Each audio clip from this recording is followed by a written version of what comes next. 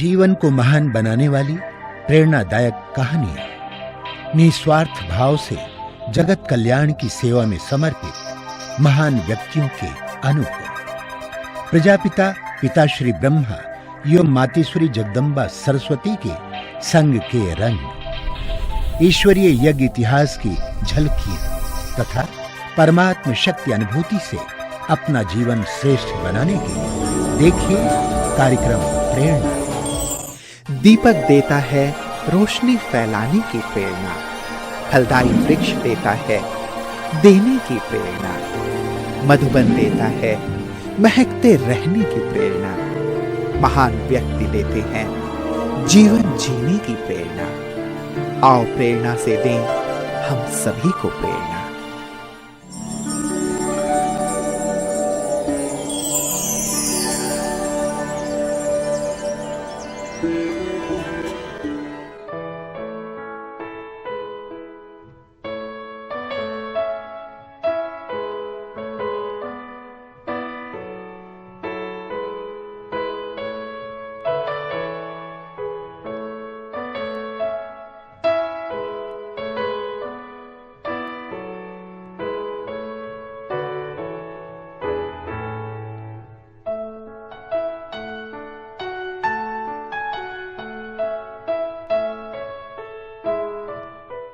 राजधानी दिल्ली का नजदीकी शहर गाजियाबाद केवी नगर के प्रजापिता ब्रह्मा कुमारी ईश्वरीय विश्वविद्यालय की सह संचालिका के रूप में आदरणीय राजेश दीदी जी निमित्त है। आपका जन्म 1951 में इलाहाबाद उत्तर प्रदेश में हुआ। आपके पिताजी आर्मी में ऑफिसर थे।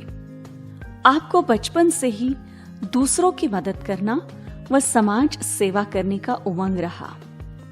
सरल व सादा जीवन, मर्यादा पूर्वक चलना, हंसमुख स्वभाव व नेतृत्व कला में आप निपुण हैं। आपके माता पिता इस ईश्वरीय ज्ञान में ही थे, इसलिए मात्र 6 वर्ष की अल्पायु से ही आप संस्था के संपर्क में आए। आपको पहली बार 1957 में संस्था के संस्थापक पिताश्री ब्रह्मा बाबा से पांडव भवन प्रांगण में और 1958 में दिल्ली के रजौरी गार्डन में संस्था की प्रथम प्रशासिका मातेश्वरी जगदम्बा से मिलने का सौभाग्य प्राप्त हुआ। आपने मम्मा बाबा की साकार पालना व वरदानी दृष्टि पाकर 1969 से दिल्ली, अमृतसर, नाभा आदि सेवा स्थानों पर सेवा करते हुए 1974 से गाजियाबाद में अपनी सेवाएं दे रही है। नवयुग के इस पवित्र वेला में आदरणीय सुतीश दीदी के विशेष सहयोगी बनकर अपनी सेवाएं दे रही है। आप अपने जीवन व उच्च धारणाओं के बल से हजारों आत्माओं के प्रेरणा स्रोत बन अपना व संबंध संपर्क में आने वाली आत्माओं का भी कल्याण कर रही है।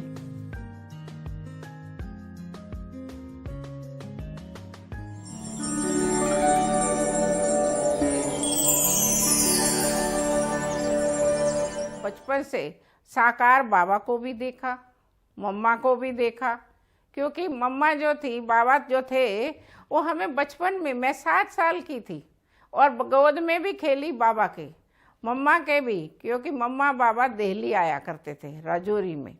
तो आने की वजह से तो क्या होता था, मम्मी कई बार तो क्या करती थी, साथ ले जाती थी और कई बार क्या होता घर में ही छोड़ जाती थी।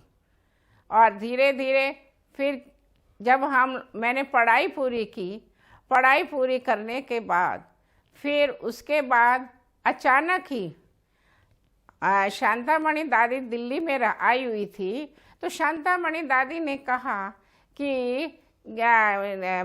मम्मी को कि तुम क्यों नहीं अपनी बेटी को मधुबन में भेजती हो, क्योंकि उस समय थी पहली ट्रेनिंग, सबसे फर्स्ट ट्रेनिंग 69 में, जिसमें पुरानी जितनी भी बहनें हैं हमारे साथ की, उसमें फिर मेरा जाना हुआ। और जैसे ही मैंने वहाँ भट्टी की, भट्टी करने के बाद मैंने बड़ी दीदी से कहा, दीदी मैं अभी कुछ नहीं जानती, आप मुझे कोई ऐसी जगह भेजो जहाँ मैं कुछ सीख सकूं। तो आखिर में दीदी ने मुझे अमृतसर में भेजा। ये है सन 69 की बात। जब मैं अमृतसर पहुंची तो उस समय मेरी उम्र मुश्किल से 15 या 16 साल की थी, लेकिन शुरू से ही मेरे अंदर जो थी वो विल पावर ऐसी थी कि कोई भी अगर कार्य मन में संकल्प कर लिया कि करना है तो उसको करके ही छोड़ना है। यह साकार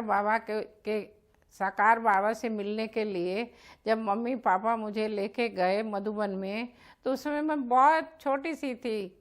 तो उन्होंने क्या किया, मुझे साकार बाबा के सामने गई तो साकार बाबा ने पूछा कि कौन है। तो बाबा ने उस समय कहा बाबा मेरी बच्ची है। तो कहा अच्छा बच्ची है। तो बाबा ने क्या किया, साइकिल लेके फिर उसमें मुझे घुमाया। तो उस समय तो मैं बहुत छोटी थी। और फिर घुमाने के बाद मुझे एक और बात याद आ रही है कि जब इलाहाबाद में हम थे, दोबारा इलाहाबाद गए थे, तो उस समय मेरे ख्याल में 10 या 11 साल की थी। तो बाबा संगम पर आए थे। तो संगम पर बाबा हमको नाव में बिठा के ले जा रहे थे। तो उसमें एक छोटा भाई भी मेरा साथ में था। तो उसमें क्या किया, बाबा ने भाई ने गुब्बारे ले रखे थे गैस वाले। तो इतने में हाथ में पकड़ रखे थे। बाबा ने कहा बच्चा जरा गुब्बारा देना। तो पहले तो भैया ने ना किया, फिर उसके बाद बाबा ने कहा बच्चा एक बार दो। तो फिर दिया। तो बाबा ने क्या किया, नदी में छोड़ दिया उसको। जैसे ही नदी में छोड़ा तो वो देखता रहा। बाबा ने कहा देख वो गया वो गया वो गया। तो इस तरह बाबा ना बच्चों के साथ बच्चा भी होता था और बड़ों के साथ बड़ा भी होता था। उसके बाद बाबा हमेशा ये ध्यान करवाता था कि देखो बच्चे जितना बच्चे बन के रहेंगे उतना इजी रहेंगे। अगर अपने को तुम बड़ा समझेंगी उसी दिन क्या होगा, जिम्मेवारियां आ जाएंगी। तो इसीलिए आज तक मैं अभी तक भी क्या करती हूँ, कोई भी बात होती है तो मैं अपने को यही सोचती हूँ मैं बड़ी नहीं, अभी मैं छोटी हूँ। तो जितना मैं अपने को छोटी समझ के चलती हूँ उतना सारे मेरे साथ इतने इजी हो जाते हैं कि मुझे बहुत ही अच्छा लगता है। आँखों में बाबा तेरी जाने हैं कितने जलवे, आँखों में बाबा तेरी जाने हैं कितने जलवे, देखा है हमने इनसे जग को निहाल करते। आँखों में बाबा तेरी जाने हैं कितने जलवे, देखा है हमने इनसे जग को निहाल करते। आँखों में बाबा तेरी, आँखों में बाबा तेरी।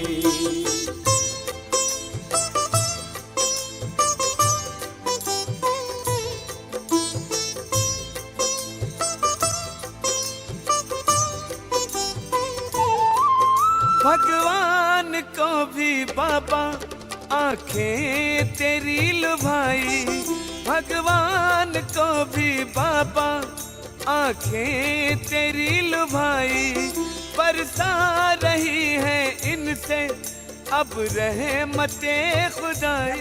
बाबा के अव्यक्त होने के बाद मैं सेवा में जाया करती थी।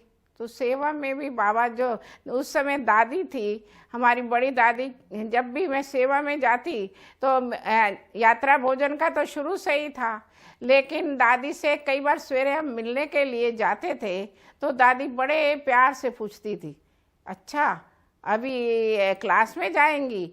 तो करके उसके बाद दादी इतना प्यार करती थी कि कई बार कहती थी कि देख राजेश, तू कभी भी मेरा हाथ पकड़ के कहती थी राजेश तू सुतीश मत बन जाना, तू जैसी राजेश है राजेश ही रहना, कहने का भाव तू मोटी मत होना। तो आज तक जो दादी का दिया हुआ वरदान है वो मुझे काम में आ रहा है। दादी दादी गाए दिल, दादी दादी गाए दिल ये हमारा,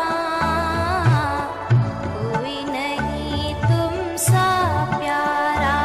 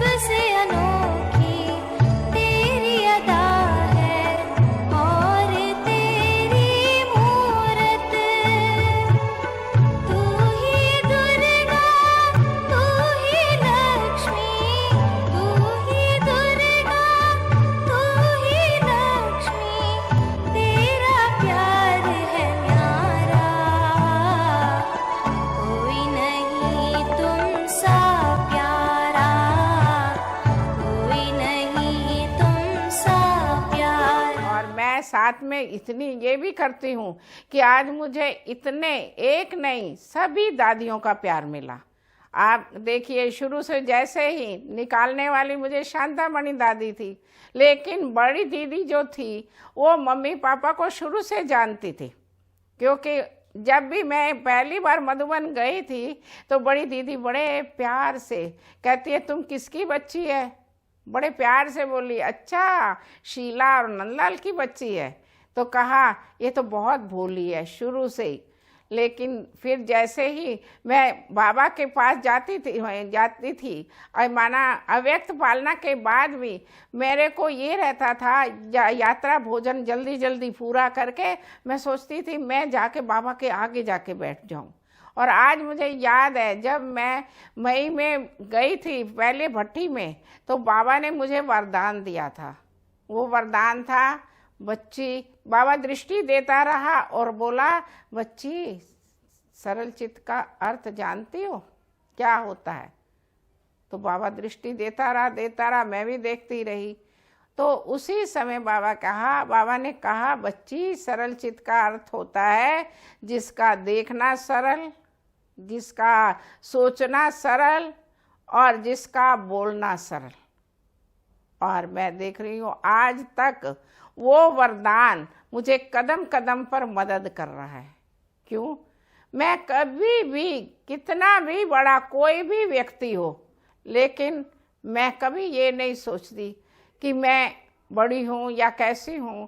हमेशा मेरे अंदर यही रहता है कि ये आत्मा जिस भाव से आई है उसी भाव से खुश होके जाए। तो इस तरह मेरे को माना अव्यक्त बाप दादा भी, कई बार मैं बाबा के पास अव्यक्त बाप दादा के पास भी जाती थी तो मैं कहती थी, बाबा सेवा नहीं बढ़ रही। तो बाबा बड़े उससे कहता था, बच्ची योग लगाओ, जितना योग लगाएंगी देखना सेवा कैसे छम छम करती हुई आती है। आज भी मैं क्या करती हूँ, जब भी मेरे को थोड़ा सा भी कुछ दिखाई देता है मैं तुरंत क्लास में कहती हूँ कि भैया अब 21 दिन का या 41 दिन का योग रख लो। और जैसे ही हम योग का प्रोग्राम रखते हैं और बाबा अपने आप इतना कार्य करवाता है, इतनी सेवा करवाता है कि बस लगता है कि बाबा जैसे ऊपर बैठ के सब देख रहा है। तो मैं तो बाबा को लाख क्या करोड़ों धन्यवाद देती हूँ कि जिसने कदम कदम पर आज भी मेरी मदद की और कर रहा है। तेरी पालना का बाबा, तेरी पालना का बाबा, एहसान चुकाए किस तरह, एहसान चुकाए किस तरह। तूने प्यार से जो पाला, तूने प्यार से जो पाला, शब्दों में गाए किस तरह। तेरी पालना का बाबा, तेरी पालना का बाबा।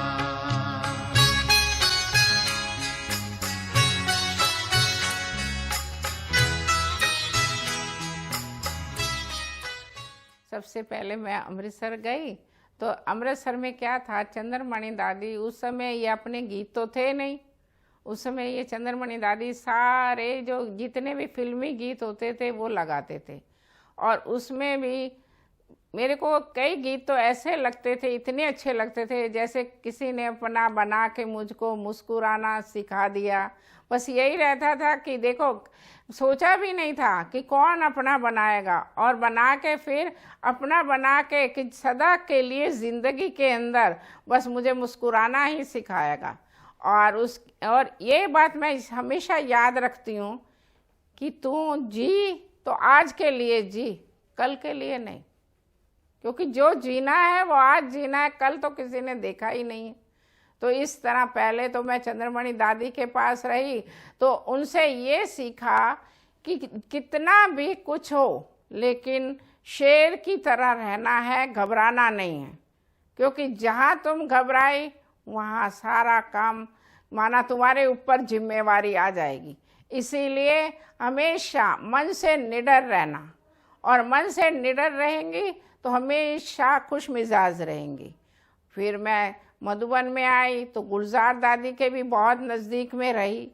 तो हमेशा गुलजार दादी ऐसी थी कि वो हर एक चीज़ का ध्यान रखती थी, हर एक, माना हमेशा पूछना ठीक है, सारी चीज़ ठीक है, तबीयत ठीक है, शरीर ठीक है।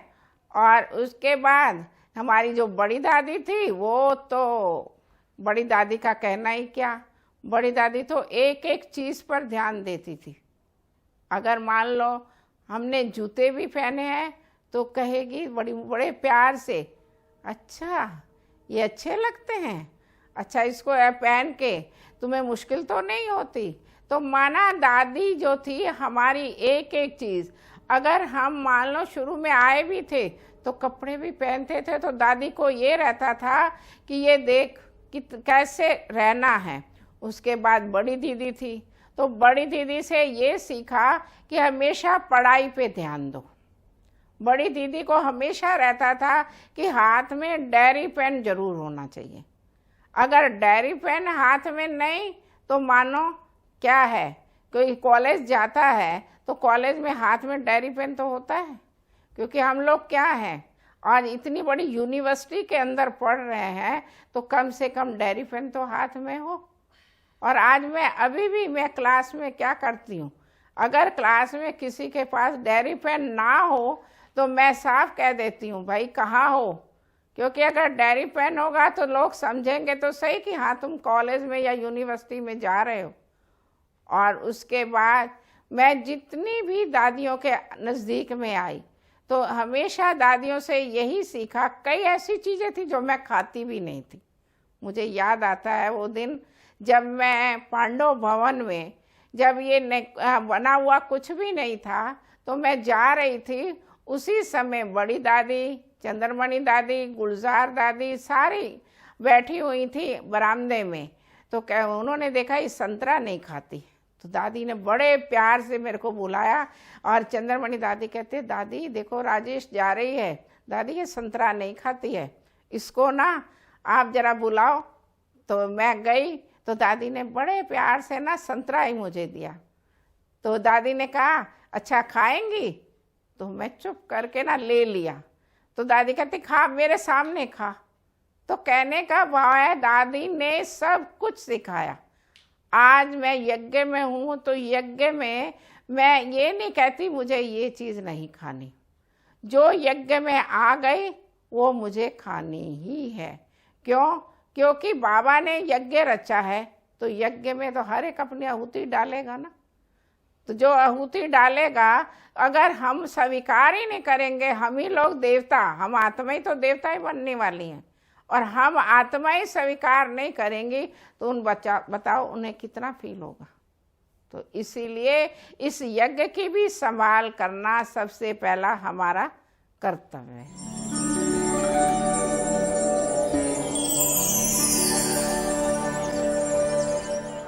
सन 74 से मैं गाज़ियाबाद में हूँ, और गाज़ियाबाद में अभी मुझे ये है कि ये रहता है कि यहाँ जो भी आए, चाहे वो डीएम हो चाहे वो एसएसपी हो, उसको एक बार, मेरे को याद है, बाबा का परिचय जरूर मिल जाना चाहिए।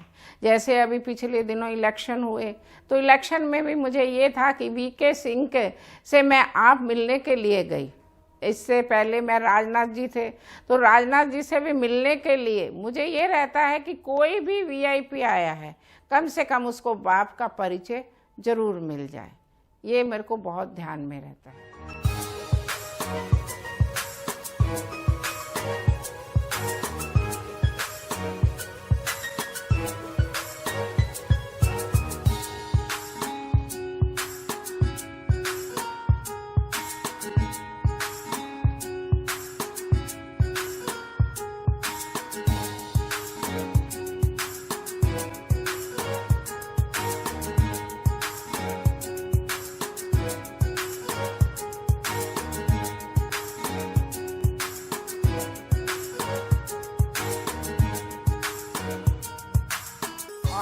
फिर सब मेरे को ये भी है कि कम से कम अपनी धारणाओं के ऊपर मैं बहुत ज़्यादा क्यों ध्यान देती हूँ, क्योंकि मेरे को ये आता है कि अनेक निगाहें तुझे देख रही हैं।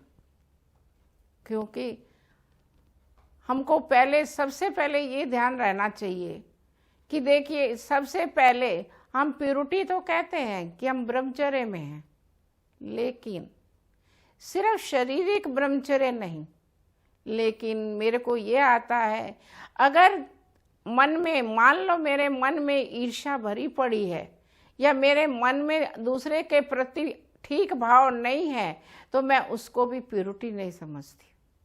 उसके बाद मेरे को आता है कि वाचा प्यूरिटी भी, अगर मान लो मैं अंदर से तो कहूँ और मेरी वाचा में प्यूरिटी नहीं, तो क्या फ़ायदा। तो इसीलिए मन और वचन से अगर हम पवित्र हैं, तो शारीरिक पवित्रता तो आज दुनिया में हर कोई रहता है, लेकिन हमें चाहिए मन और वचन की पवित्रता। उसके बाद फिर आता है कि कम से कम मैं हर एक, मेरे को ये ध्यान रहता है कि मैं आप भी क्लास मिस ना करूं और दूसरा भी क्लास मिस ना करे। तो मैं कोई ना कोई बहाना ढूंढती रहती हूँ किस चीज़ का, कि कोई क्लास मिस ना करे। कैसे? अगर कोई क्लास मिस करता है तो मैं तुरंत पता है क्या कहती हूँ, क्या करना है भैया, एब्सेंट कहाँ है। तो मेरे को याद आते हैं वो दिन, क्या हुआ, एक बार हम बहुत सारी अगरबत्तियाँ लेके दादी के पास गए। बड़ी दादी कहती ये क्या है। मैंने कहा दादी ये जो एब्सेंट करते हैं ना, उनको कहा है तुम अगरबत्ती लेके आया करो। तो कहती अच्छा, फिर तो बहुत अगरबत्तियाँ हो गई होंगी। मैंने कहा दादी इससे ये है कि जो एब्सेंट करे वो कोई ना कोई फाइन जरूर लाए। तो इसीलिए अब क्या हुआ, एब्सेंट भी नहीं करने देना है, तो इसीलिए क्लास भी डेली करनी है। और दूसरा ये रहता है कि देखो, अन्न की शुद्धि हम कहते हैं, दूसरों को तो कहेंगे अन्न की शुद्धि करो, लेकिन पहले मैं अपने को तो देखूं, मेरी विचारों की कितनी शुद्धि है, मैं अपने विचारों को कितना शुद्ध करके रखती हूँ। तो जितना मेरी धारणा अच्छी होगी, उतना नेचुरली क्या होगा, दूसरे के अंदर भी पवित्रता आएगी। और फिर मेरे को याद आता है, कई बार मैं कहती भी हूँ कि देखो ये जो सृष्टि चक्र है वो क्या है, 5,000 वर्ष का है। हर 1250 वर्ष के बाद क्या होता है, चेंजेस आती है। इसी तरह हमारा ये जो संगम युग है वो भी 100 वर्ष का है। तो हर 25 वर्ष के बाद हमारे में भी चेंजेस, माना यज्ञ में भी चेंजेस। अब देखिए सन 1936 में बाबा ने प्रवेश किया। अगर हम ध्यान करें तो 25 वर्ष उसमें और जोड़ें तो क्या हो जाएगा, कम से कम।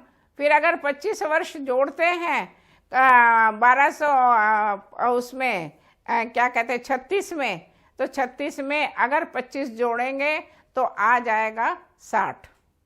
तो 2000, आप देखिए 1960 के अंदर पहले 14 साल बहनों ने तपस्या की, तपस्या करके फिर मधुबन में आए।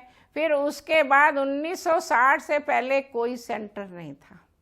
1960 के बाद फिर आप देखिए जैसे हापुड़ का हंगामा हुआ, उसके आसपास सेंटर खुलते चले गए। फिर अगर हम 25 वर्ष जोड़ेंगे तो 2011 आ जाएगा।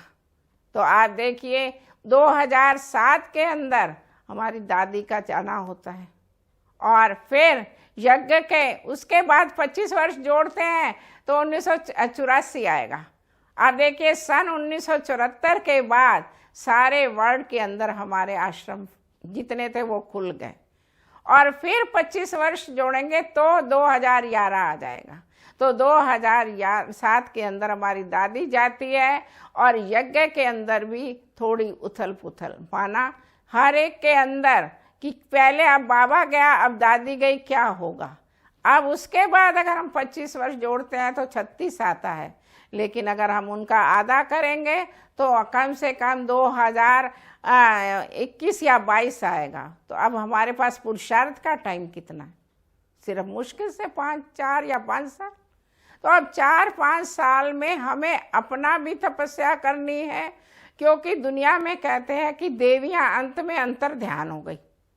तो अब देवियां कब योग करेंगी अपने को? तो वो यही टाइम चल रहा है जब हम योग के द्वारा हम आत्माएं फिर से अपने को ऊंचा उठाएंगी, और तब हमारे साक्षात्कार लोगों को होंगे, क्योंकि जितना जितना हमारा योग होगा तब साक्षात्कार होंगे।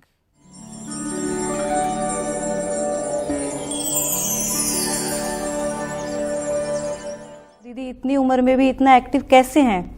मैं सोचती हूँ हमारी उम्र इतनी कम और दीदी की इतने ज़्यादा होते सोते दीदी हमेशा दौड़ती हैं, इसीलिए बहुत तो दीदी से डरते हैं, पर दीदी को कहते हैं कि दीदी इतनी स्टिकली हैं। दीदी स्टिकली नहीं है, जैसे नारियल होता है ना, ऊपर से इतना टाइट होता है और अंदर से इतना सॉफ्ट होता है, ऐसे ही हमारी राजेश दीदी है। माना कोई भी संकल्प वो किसी के लिए भी करती हैं तो पूरा हो ही जाता है ना, तो अंदर में वो कहीं ना कहीं एक शुभ भावना है जिसके कारण से वो चीज़ें पूरी होती हुई नजर आती हैं। दीदी की मैं क्या तारीफ करूं। राजेश दीदी नाम में ही बहुत कुछ समाया है। ईश्वर जिसके दिल में राज करे, और सच में उनके वाणी से, उनके वाणी में जैसे कि सरस्वती माँ विराजमान है। उनके लॉ और लॉ का बैलेंस तो हम सारे ही ईश्वरीय परिवार देखते हैं।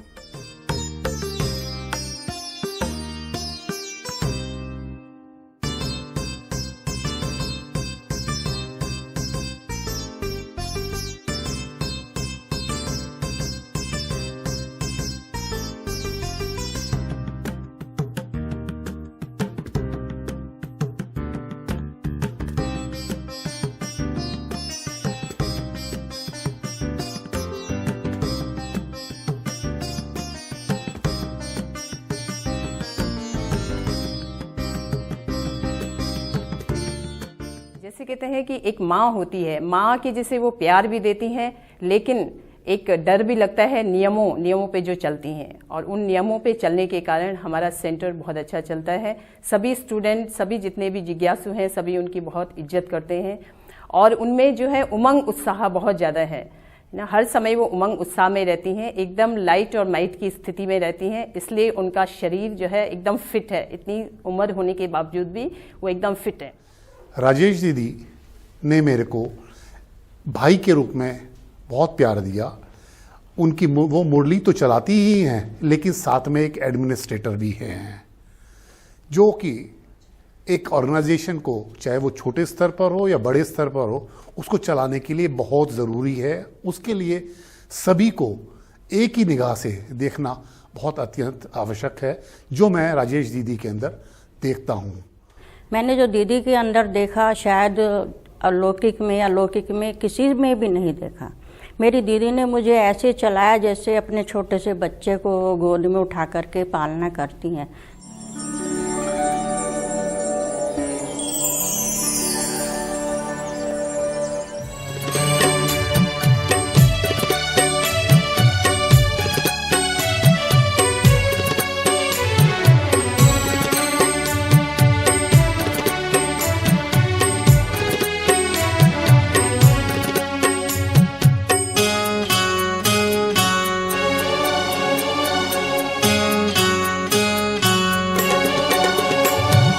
बेहद का सुख मिला है प्रभु आपकी कृपा से, खुशियों से मन खिला है प्रभु आपकी कृपा से।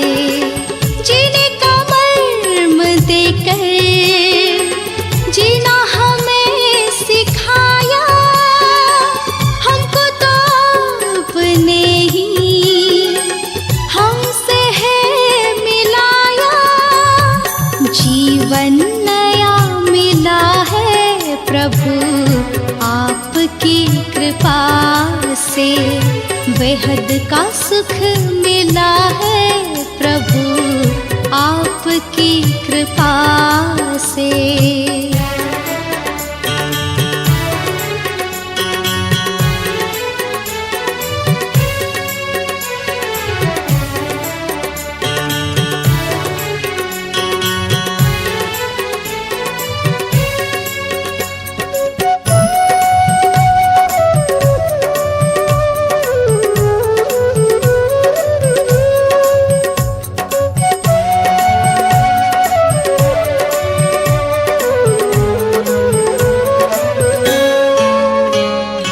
युग युग से ढूंढते थे मिल जाओ सच्चे